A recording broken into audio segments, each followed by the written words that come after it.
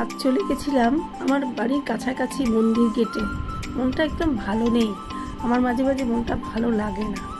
দেখো কি সুন্দর, অনেক দিন পরে গেলাম। আর একদম দেখো শীতের ফুলে যেন সেজে উঠেছে আর কি পুরো মন্দির গেট। আর সেখানে সরস্বতী পুজোর মানে এখানে তো বিশুদ্ধ পঞ্জিকা মতে হয়। এটা হচ্ছে নরেন্দ্রপুর রামকৃষ্ণ মিশন, এটা মিশন গেট বলে। আর এখানে এসেছি একটু প্রার্থনা করবো বলে, কারণ মনটা খুব একটা ভালো নেই। আর দেখো কি অপূর্ব লাগছে, এখন সবাই ওই 6টা মতো বাজে। আর পিটুনিয়া, সারি সারি পিটুনিয়া সব কিন্তু এখানকার ছেলেমেয়েরাই চাষ করে। আর এখানে জুতো রাখার ঘর, জুতোটা রাখতে গেলাম। এবারে চলে গেলাম প্রার্থনা করতে। প্রার্থনাটা তোমাদের সঙ্গে শেয়ার করবো না, কারণ কপিরাইট দিয়ে দেবে। আর বেশ কিছুক্ষণ প্রার্থনা করলাম, ঠাকুরের কাছে অনেক কিছু প্রার্থনা করলাম, জানালাম।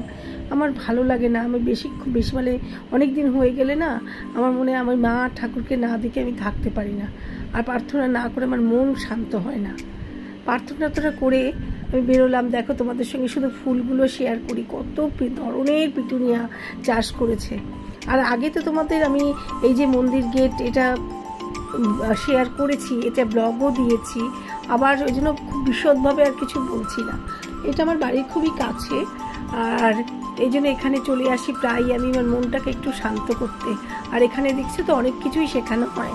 রামকৃষ্ণ মিশন তো শিক্ষার্থীদের বিদ্যাপীঠ, এটা মানে কি বলবো, পীঠস্থান। এখানে আমি মনে করি নালন্দা বিশ্ববিদ্যালয়ের সঙ্গে আমি মানে নরেন্দ্রপুর রামকৃষ্ণ মিশনের আমি তুলনা করতে পারি, কারণ সেটা কিন্তু সিমিলার, একই রকম। আর দেখো এখান থেকে শিখে অনেকেই ফুলের বিজনেস করছে, কত কিছু করছে। আর কি অপূর্ব দেখো, নিজের হাতে চাষ করা গাঁদা, পিটুনিয়া, চন্দ্রমল্লিকা, যেন ফুলের সম্ভার।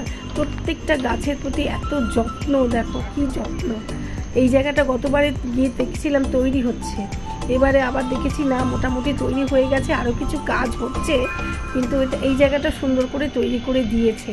কি অপূর্ব লাগছে দেখো একটু আলোতে, খুব ভালো লাগছে এখানে। আর এখানে তো বিভিন্ন রকম অনুষ্ঠান লেগেই থাকে, আজকে ধর্মসভা, কালকে এটা ওটা থাকে, সেগুলোর সমস্ত কিছু তথ্যসূচি দিয়ে দিয়েছে।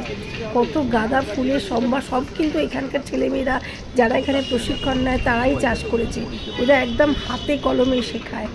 আর এরা যে কিছু মানে ছাত্র গড়ছে, রামকৃষ্ণ মিশনের তুলনা হবে না। রামকৃষ্ণ মিশন আজকে রামকৃষ্ণ মিশন ছিল বলেই কিন্তু ভারতবর্ষের অনেক ছেলে মেয়ে করে খেতে পাচ্ছে। এটা অকপট স্বীকার করতে হবে। স্বামীজি এটা করে গিয়েছিলেন বলেই অনেক ছেলে মেয়ে আজকে করে খেতে পাচ্ছে। দেখো ডালিয়াগুলো দেখো কি অপূর্ব ডালিয়া, সেটাই তোমাদের সাথে মনে হলে একটু শেয়ার করি। তোমরা তো আমার একটা পরিবারের মতন আর কি হয়ে গেছো, কোনো একটু শেয়ার করি। আমি প্রায় যাই এখানে, আমার খুব ভালো লাগে।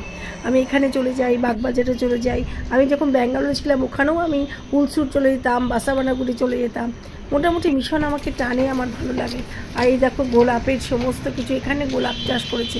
কি বড় বড় গোলাপগুলো দেখো, নার্সারিতেও তোমরা কিন্তু এরকম দেখতে পাবে না। কি অপূর্ব না একদম, মানে চাষ প্রত্যেকটা। সব থেকে হচ্ছে যত্ন। মিশন হচ্ছে একটা জীবনকে সংগঠিত করে, যত্নশীল করে। আর সব থেকে বড় মানে প্রত্যেকটা জিনিসকে ওরা যত্ন করতে শেখায়, সময়বদ্ধতা শেখায়, ডিসিপ্লিন শেখায়, সব নিয়ম শৃঙ্খলা শেখায়, সব কিছু। আর কি অপূর্ব দেখো গোলাপগুলো, প্রত্যেকটা কিন্তু জানি না কতটা তোমাদের সঙ্গে শেয়ার করতে পারলাম। প্রত্যেকটা বেশ বড় বড় গোলাপ, আর এত ভালো লাগছে দেখে। আর আলোতে কি সুন্দর লাগছে দেখো। আর এইটা তো তোমাদের দেখিয়েছি আগে।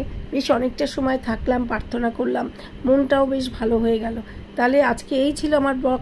টাটা, সবাই ভালো থেকো।